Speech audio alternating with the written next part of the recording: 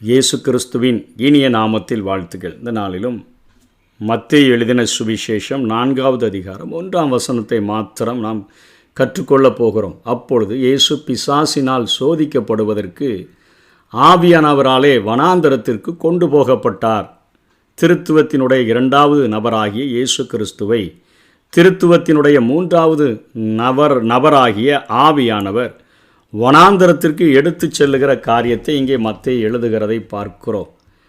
இதற்கு முந்தின அதிகாரம் 16ஆம் வசனத்தில் தான் இயேசு ஞானஸ்நானம் பெற்று ஜலத்திலிருந்து கரையேறின உடனே இதோ வானம் அவருக்கு திறக்கப்பட்டது, தேவ ஆவி புறாவைப் போல இறங்கி தம்மேல் வருகிறதை கண்டார். ஆவியானவர் இவர் மேலே இறங்கி இவரை நடத்தும்படியாக வந்த காரியத்தை குறித்து மத்தேயு எழுதியிருக்கிறதை நாம் பார்க்கிறோம். வேதம் சொல்லுகிறது, எவர்கள் தேவனுடைய ஆவியினால் நடத்தப்படுகிறார்களோ அவர்கள் தேவனுடைய புத்திரராய் இருக்கிறார்கள். இயேசு கிறிஸ்துவுக்கு பிதா அருமையான சர்டிஃபிகேட்டை 17ஆம் வசனத்தில் கொடுத்தார். வானத்திலிருந்து ஒரு சத்தம் உண்டாகி, இவர் என்னுடைய நேசகுமாரன், இவரில் பிரியமாயிருக்கிறேன் என்று சொல்லி. ஆகவே தேவ ஆவியினால் நடத்தப்படுகிறவர்கள் தேவனுடைய புத்திரராய் இருக்கிறார்கள். சில வேளைகளில் நாம் சோதிக்கப்படும்படியாகவும் ஆவியானவர் நம்மை நடத்தி செல்லக்கூடியவராக இருக்கிறார். அதாவது நம்முடைய வாழ்க்கையை பொன்னாக விளங்கச் செய்கிறதற்கு சில வேளைகளில் ஆண்டவர் பாடுகளின் வழியாக நடத்தி செல்லுகிறார். யோபு 23வது அதிகாரம் 10ஆம் வசனத்தில் பார்த்தோம் என்று சொன்னால், ஆனாலும் நான் போகும் வழியை அவர் அறிவார், அவர் என்னை சோதித்த பின் நான் பொன்னாக விளங்குவேன் என்று சொல்லி அங்கே யோபு பேசுகிறதை பார்க்கிறோம். 2வது, சத்துருவை தோற்கடிப்பதற்கு நமக்கு வாய்ப்பு தருகிறதற்காகவும் இப்படியாக பரிசுத்த ஆவியானவர் நம்மை நடத்தி செல்லுகிறார். லூக்கா 10ஆம் அதிகாரம் 19ஆம் வசனத்தில், இதோ சர்ப்பங்களையும் தேள்களையும் மிதிக்கவும் சத்ருவினுடைய சகல வல்லமையும் மேற்கொள்ளவும் உங்களுக்கு அதிகாரம் கொடுக்கிறேன், ஒன்றும் உங்களை சேதப்படுத்தாது என்று சொல்லி ஆண்டவர் கொடுக்கிற அதிகாரம்.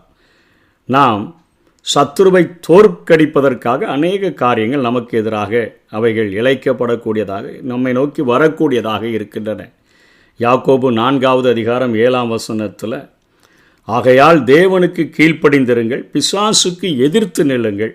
ஆகையால் நம்ம கீழ்ப்படிந்திருக்கும் பொழுது, பிசாசுக்கு எதிர்த்து நிற்கும் பொழுது, அப்பொழுது அவன் உங்களை விட்டு ஓடிப்போவான் என்று சொல்லப்படுகிறது. சத்துருவை மேற்கொள்ளுகிறதற்கான ஒரு வாய்ப்பாக அநேக நேரங்களில் நமக்கு சோதனைகள் அனுமதிக்கப்படுகிறது.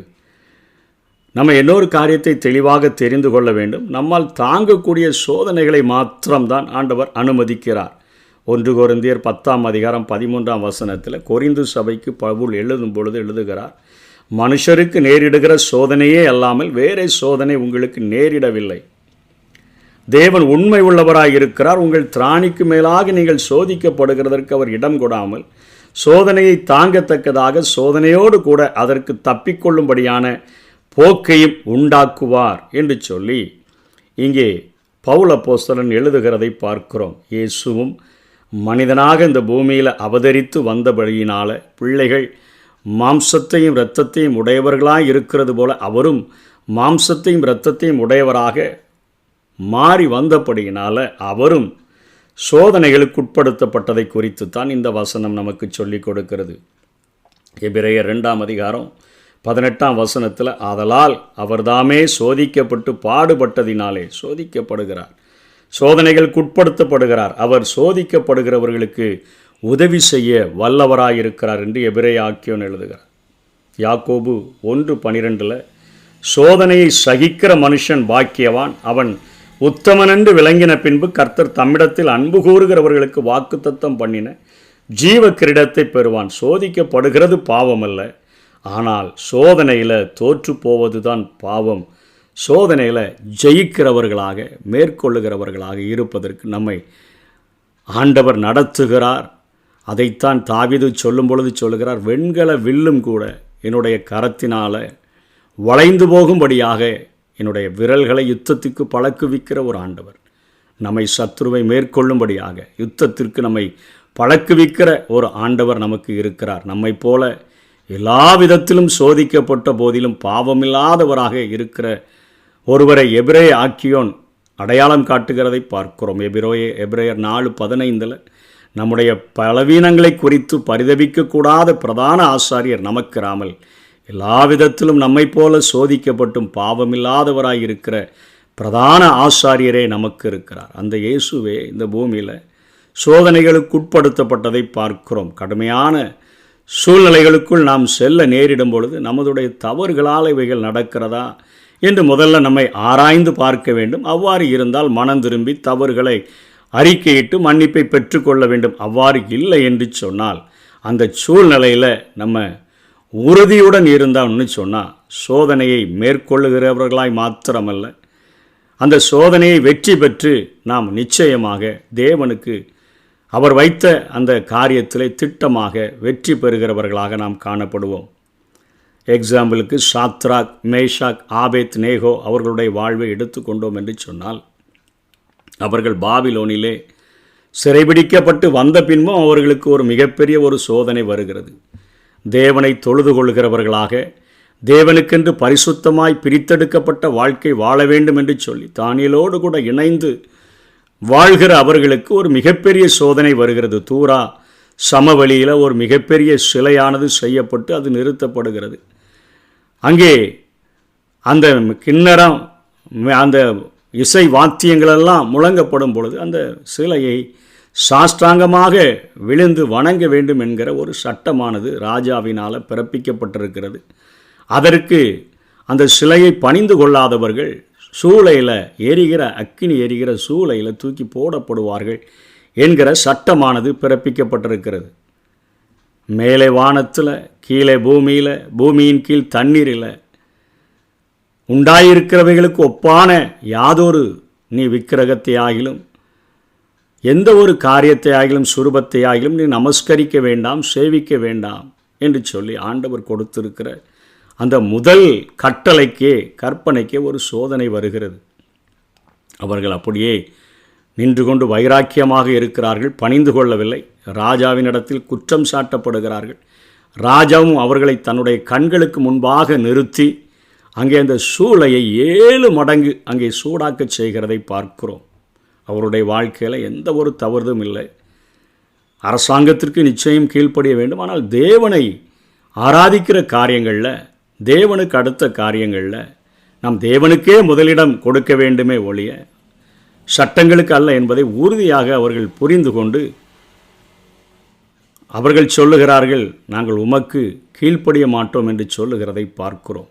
சூளை 7 மடங்கு சூடாக்கி திரும்பவும் இசை வாத்தியங்களெல்லாம் இசைக்கப்படுகிறது. இவர்கள் சொல்லிட்டாங்க, எங்கள் தேவன் எங்களை தப்புவிக்க வல்லவராய் இருக்கிறார். அவர் தப்புவியாமற் போனாலும் நீர் உண்டாக்கின இந்த சிலைக்கு முன்பாக நாங்கள் பணிந்து கொள்ள முடியாது என்று சொன்ன பொழுது அவர்கள் கட்டி அங்கே அந்த தீக்குள்ளாக தூக்கி எறியப்படும் பொழுது, கட்டி தூக்கிட்டு போனவங்கெல்லாம் பக்கத்தில் போகிறதுக்குள்ளே அந்த சூளையினுடைய சூடு அவர்களை அழித்து போட்டதை பார்க்கிறோம், பட்சித்து போட்டதை பார்க்கிறோம்.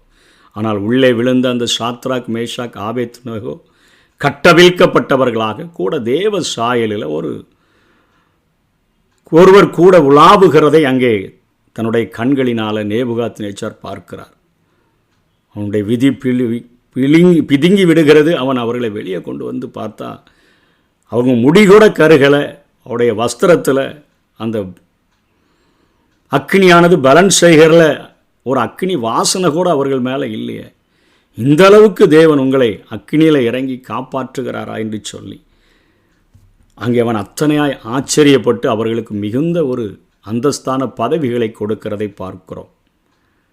ஆபத்தில் நானே அவனோடு இருந்து அவனை தப்புவிக்கிறவர் மாத்திரமல்ல, நம்மை கனப்படுத்துகிற ஒரு ஆண்டவராக அவர் இருக்கிறார். ஆகவே இந்த உலகத்தினுடைய பாடுகள், உலகத்தினுடைய காரியங்களின் வழியாக நாம் கடந்து செல்லும் பொழுது தேவன் அனுமதிக்கிறார் என்று சொன்னால் அதில் நம்ம மிகவும் உறுதி உள்ளவர்களாக, அசையாதவர்களாக நாம் இருக்கும் பொழுது அந்த சோதனையை நிச்சயமாக மேற்கொள்ள முடியும். ஆவியானவர் நமக்கு உதவி செய்யும்படியாய் அந்த காரியங்களுக்குள்ளாக கடந்து வந்து நம்ம இந்த உலகத்தில் கனப்படுத்தக்கூடியவராக இருப்பார். ஆகவே அந்த காரியங்களை புரிந்து கொண்டு நாம் தேவனுடைய ஆவியினால் நடத்தப்படுகிறவர்களாய் இருக்கிறோம், தேவனுடைய புத்திரர்களாய் இருக்கிறோம். நிச்சயமாக இந்த காரியத்தில் வெற்றி பெறுவோம் என்று சொல்லி அசையாதவர்களாக, உறுதி உள்ளவர்களாக இருப்போம். கர்த்தர் தாமே நம்மை ஆசீர்வதிப்பாராக. ஆமென். சோதிக்கும் சாத்தானின் சூழ்ச்சியில் இருந்து விடுதலை தாருமையா, விடுதலை தாருமையா. அப்பா பிதாவே, அப்பா அப்பா பிதாவே, அப்பா